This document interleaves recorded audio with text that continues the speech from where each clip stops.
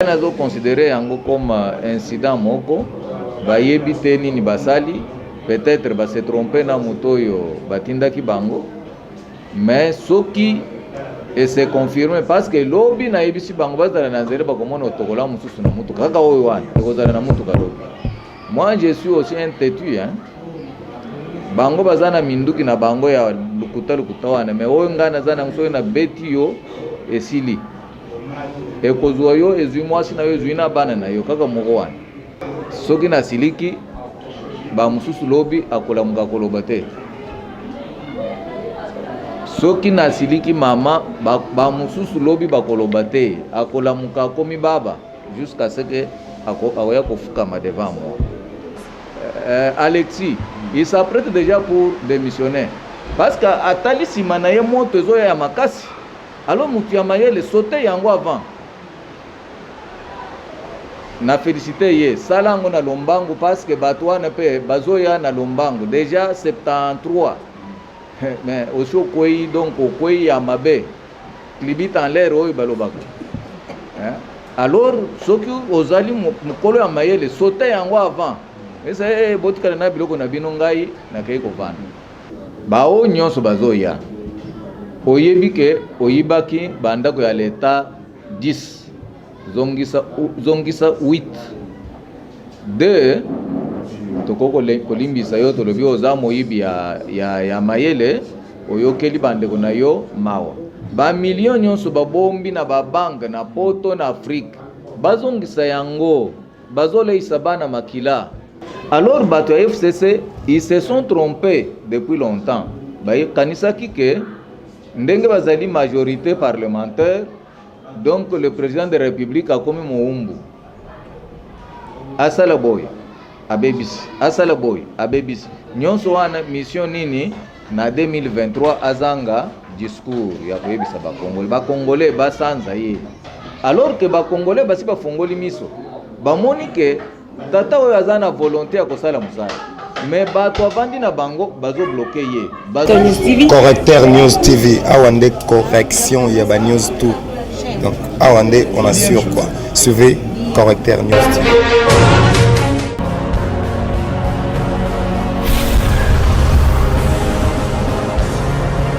S'abonner massivement. Tu as vu Correcteur News avec Yemoko Rachou. La caramel, check, c'est pas pareil. Oui. Oui.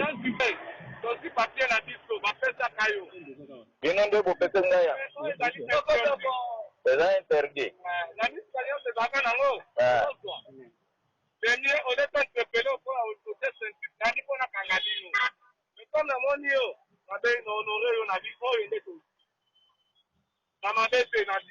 Betangaya.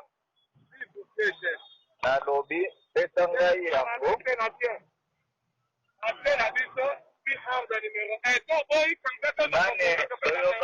Doyokana. Donc général Kasongo. Ok.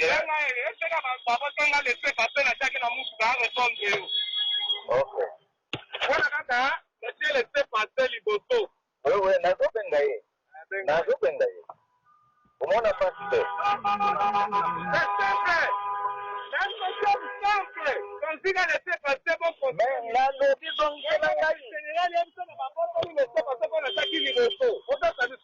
Ah bon?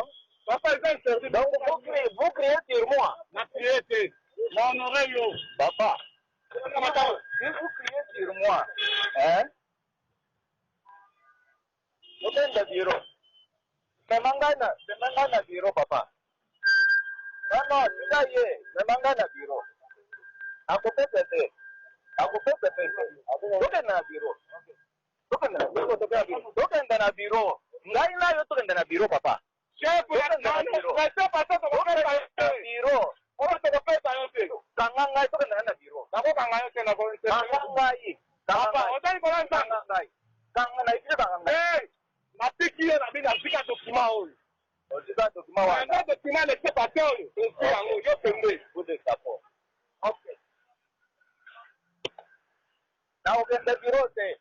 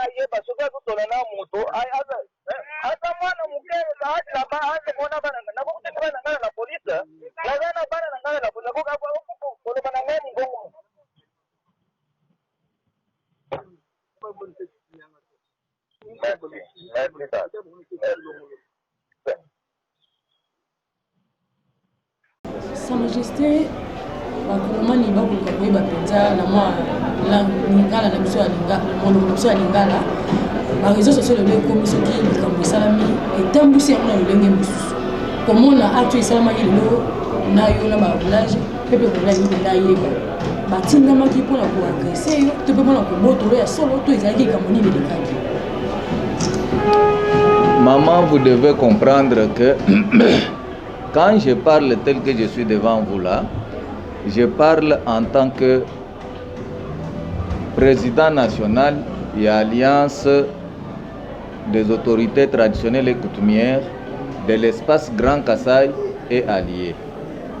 Mais la plupart, pour eux, c'est parce que je suis le frère au président de la République.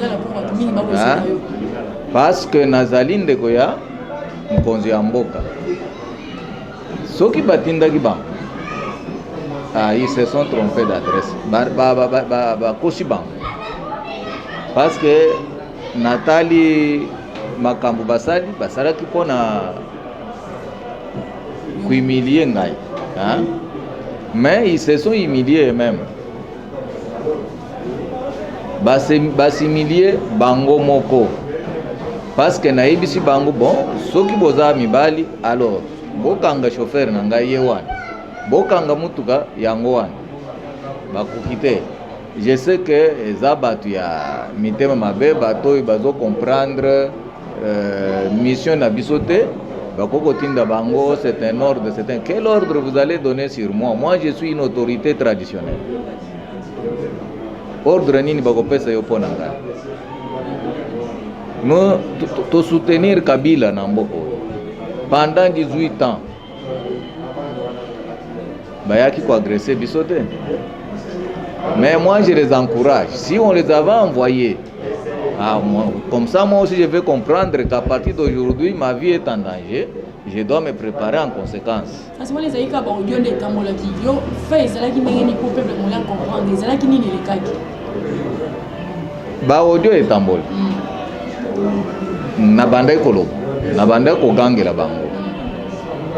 bango balobi te, c'est un ordre. Ngai na ibisi nani apesi bino ordre. Balobi général Kasson. Général Kasson c'est mon jeune frère. Je vais aller le voir. Na tuna ye soki yende mutwa atindaki bango. Mais je n'ai même pas le temps d'aller supplier quelqu'un ou kende kolanda mutu keno o sali boye pona nini. Non. Nazana tawana te. Bazabana po soki na siliki ba mususu lobi akola muka koloba te. Soki na siliki mama ba mususu lobi bakoloba te akola muka komi baba jusqu'à ce que akoya kofukama devant moi. naza moto bazwi juste otokola mais otokola eza otokola nanga soki ozwi numero eza na botokola wana okei na yango na ambassade okei na yango na nani na baservice nyonso ya sécurité okobetaka numero wana identité na nga nyonso ebimi sikoyo okoya kozwa yango okende nango wapi Sa Majesté discussion na barulage alobi eza mokanda topesaki yo ordre ya likama tobotola yo te soki alobi bongo alobi lukuta bango bapesaki ngai otokola te otokola eza ya ngai en tant que dignitaire. Dignitaire, c'est comme un sénateur à vie. Okokende kobotola ye lisusu ke nani ki sénateur na ye wana te. Eza ya ngai en tant que dignitaire. Nde nazoyebisa bino ke numero oyo eza wana identité na ngai mobimba ezali. Et puis nga naza mutu ya kobomba te. Na okobomba ngai okobomba nga wapi. Donc ngai nazo considérer yango comme incident moko bayebi te nini basali peut-être ba se tromper na mutoyo batindaki bango mais soki et c'est confirmé parce que lobi na yebisi bango bazala na nzere bakomona otokola mususu na mutu kaka oyo wana ekozala na mutu kalobi. Moi je suis aussi un têtu hein. Bango bazana minduki na bango ya lukuta wana me oyo ngana zana msoyo na beti yo esili ekozwa yo ezwi mwasi na yo ezwi na bana na yo kaka moko wana. Sa Majesté na kolobaki yo na likisolo ya munduki tozongela liloba ya mokonzi ya mboka na discours ya la nation alobaki ya kocréer école de guerre kasi bakongomani mosusu lingala wana to français wana ya école de guerre ekotolesa bango mwa mingi nini kolakisa nini mpe komona lelo tokomomona na bareseso bakangaki maboma bamoni bango na babiloko mosusu na likambo ya école de guerre eloko nini ekolinga komisala na kolakisa na mokili ya Kongo mpona baoyo bayoki bien français ya mokonzi ya mboka bayoka sikoyo na lingala. Une école de guerre eza koloba ke mokonzi alobi akoya kosala bitumbawa te. Nayebisi bino ke na français balobaka si tu veux la paix soki olingi kimia il faut obongisa bitumba.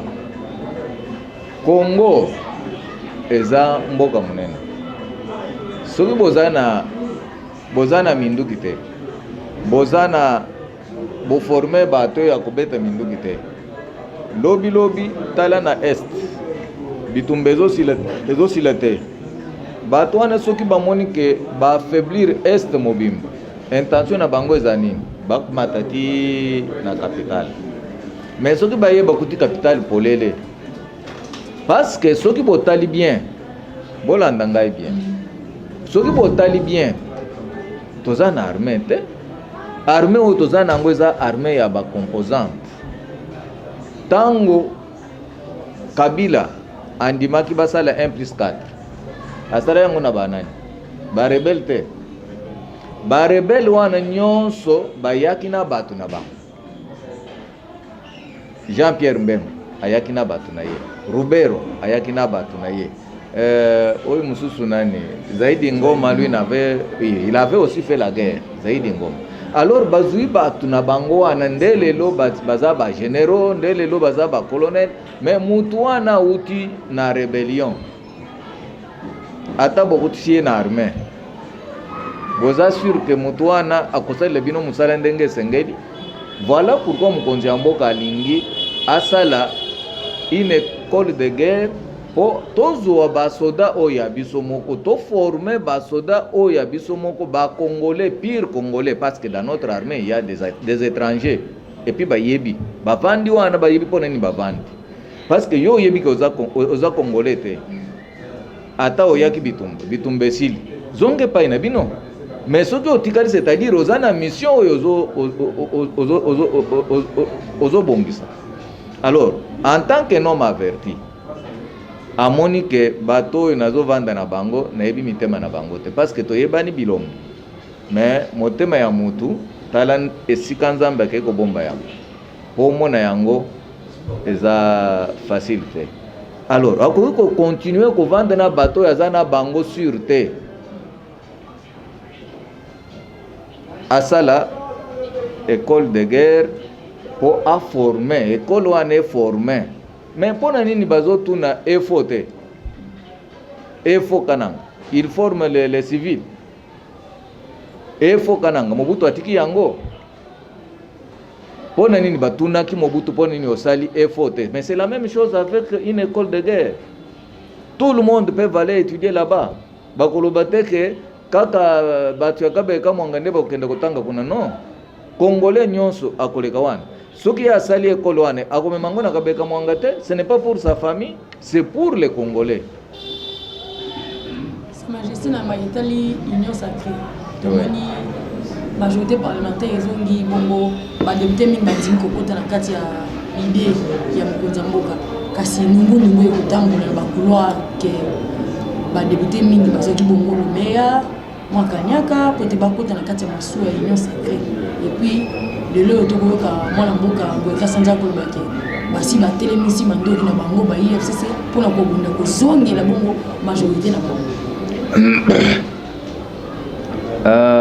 Mama bato oyo ozomona o bato ya FCC motu moko azalaki na FCC te bavandaki wana mpona bobangi babandaki kozela occasion tango bamoni ke occasion yango oyo mokonzi ya mboka apesi nde omoni bake motu moko bapesi mbongo aza te.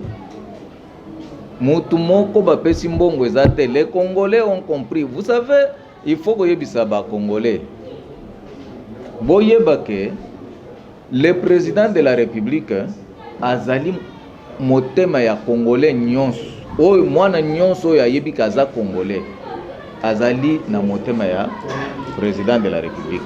Alors bato ya FCC ils se sont trompés depuis longtemps. Baye kanisaki ke ndenge bazali majorité parlementaire, donc le président de la République a commis moumbu.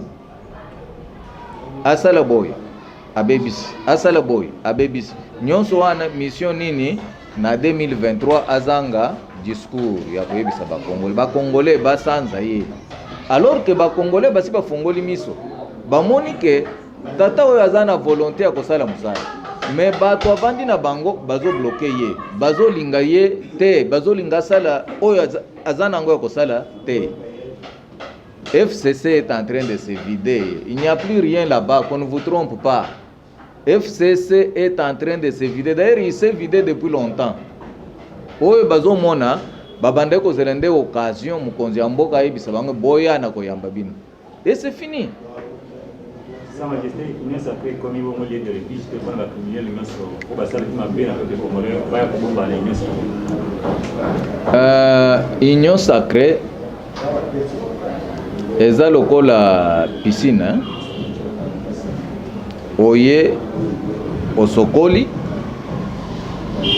toyebisi yo kasi oyo savon oyo osokoli nango euti wapi. Biso toza na mbongo ya kopesa mutu te, toza na mbongo ya kosombela mutu savon te. Oye osokoli totuni yo savon euti wapi. C'est-à-dire quoi?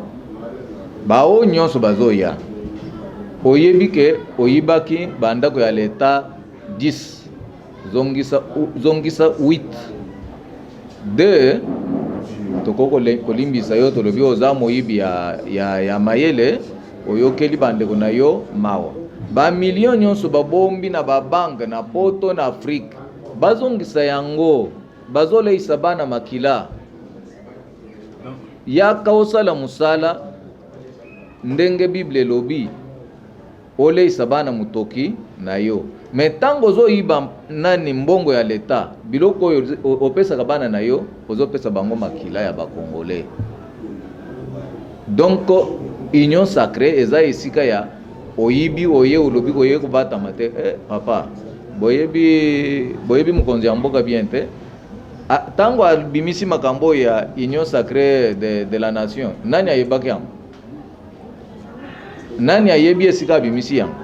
Akola mungali susu na tongo alobi bon si réellement vous êtes avec moi, si réellement vous êtes avec moi, tala liste oyo baye kotikela ngai yo lembalemba osombi bandako 20 mbongo bimisi wapi salaire na yo yango oyo tosala depuis obandi kotouche salaire oyo parce que lelo toza na technologie eza très avancée bakobimisela yo na date oyo obandaki kotouche mbongo wana basali yo calcule bapesi yo mais salaire na yo yango oyo ezokokata kosomba cigare te mais yo cigare obimisi wapi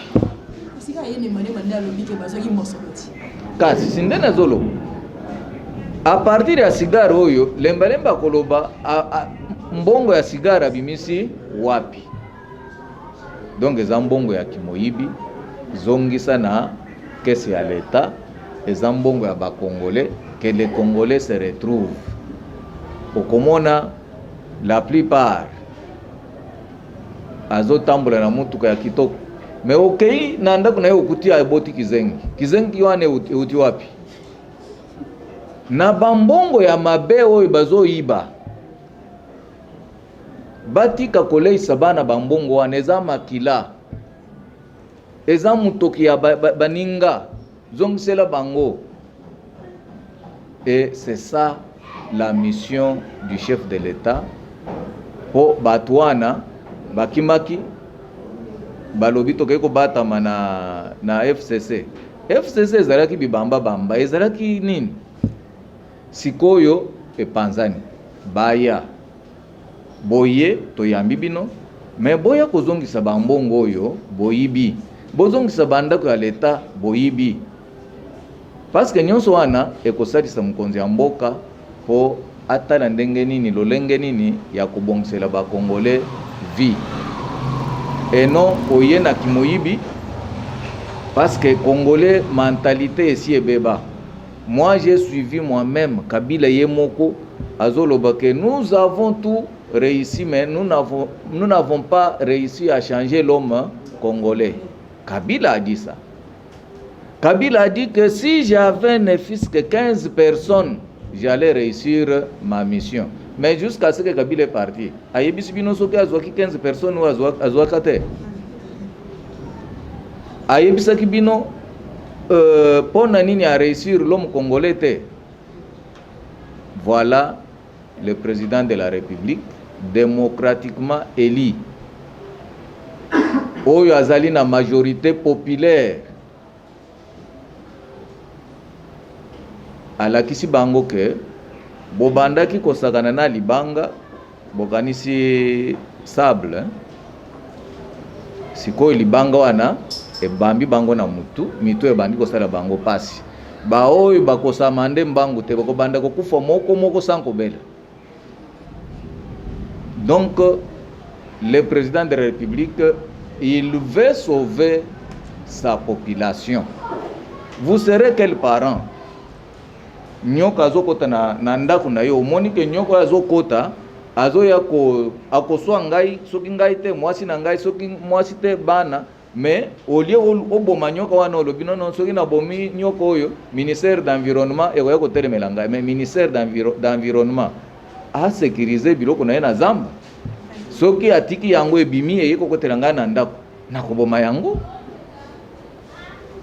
Donc le président ne pouvait pas accepter bamatela yeti na mutu po lobi balobake a échoué. Non, il a dit non. Et cette fois-ci vous allez voir et vous avez déjà compris natangi na babilo na bino yo kengo déjà il se prépare pour démissionner. Je lui ai envoyé un message.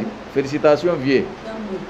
Un tambo mwam. Ah, les vieux là Alexis, il s'apprête déjà pour démissionner. Parce que atali simana ye moto ezo ya makasi. Alors mutu ya mayele sauter yango avant. Na félicité ye salango na lombango parce que batwana pe bazoya na lombango déjà 73. Mais aussi koi donc koi ya mabe. Clibit en l'air oyo balobako. Alors soki ozali mukolo ya mayele sauter yango avant. Mais c'est botika na biloko na bino ngai na kei kovana. Aussi okoli ou atteindre âge ya sagesse. Batu lokola bango il fallait ba kende et pas ya fachi ba yebisa que non Monsieur le Président, biso to stokomi ba mikolo. Lukele biso kan moko ya ba vieillard, pas hospice de vieillard. Kan moko ya bato basi bakodi soki makambo moni ezokende bien te oye kotuna biso tolakisi non papa awa soki bloqué boye tobanda kosala boye. Bamisali bango moko bakomi ba consultant na ye soki amoni aza bloqué a recourir na bango ba vie boye bisangai makambo banda kosala ndenge nini. Non oye na kindoki oyo oloka Mobutu oloka Kabila oye nango ke ekokeleka lisusu pas Félix wana te. Ça, Majesté, par rapport en étant autorité traditionnelle, Ouais. que pensez-vous par rapport à la modernité auteur de la destruction de la culture africaine? Maman, vous savez, le Congo est détruit des années et des années. Au jour d'aujourd'hui, si vous voyez les chefs de l'État commencent à se rechercher, c'est parce qu'il s'est retrouvé dans un puits très profond. Au jour d'aujourd'hui, quand vous descendez même dans nos villages, on est en train de moderniser tout. Au jour d'aujourd'hui, dans votre parlement là, on est en train de préparer une loi pour les peuples autochtones, pygmées. Mais ce que nous appelons Bokoko, à cette heure, on les trouve chez les pygmées en brousse. Ce sont eux qui se soignent jusque-là avec avec nos comment on appelle ça, les matiti. Mais quand vous allez rentrer ici en ville, vous dites à quelqu'un, vous êtes malade, prenez ça, ça va vous guérir. Il vous dit non, je vais aller voir le médecin. Mais le médecin, les produits avec lesquels il va vous donner, il va vous soigner, ça vient de la brousse, ça vient de nos arbres.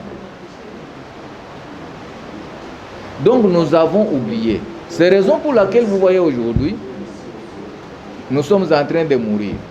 Oh Corona, oh Ebola, oh Sida, oh ceci. Ça vient d'où? C'est parce que nous avons oublié. Nous avons oublié nos coutumes. Parce que Dieu t'a béni, tu as eu un peu de moyens. Depuis ton enfance, tu mangeais les foufous. Tu as eu un peu de moyens, tu ne peux plus manger les foufous. Tu ne peux plus boire de l'eau avec un gobelet. Tu deviens un blanc. Mais à un moment donné, tu vas sentir que les messieurs, il n'est pas arrivé même en Europe là où il partait. Rentrer chez toi en Afrique. Correcteur News TV, Awande correction, il y a ba news tout. Donc Awande, on assure quoi. Suivez Correcteur News TV.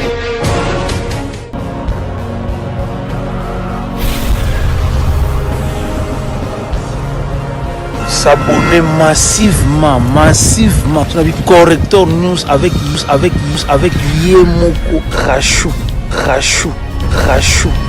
la caramel. Check, c'est pas pareil.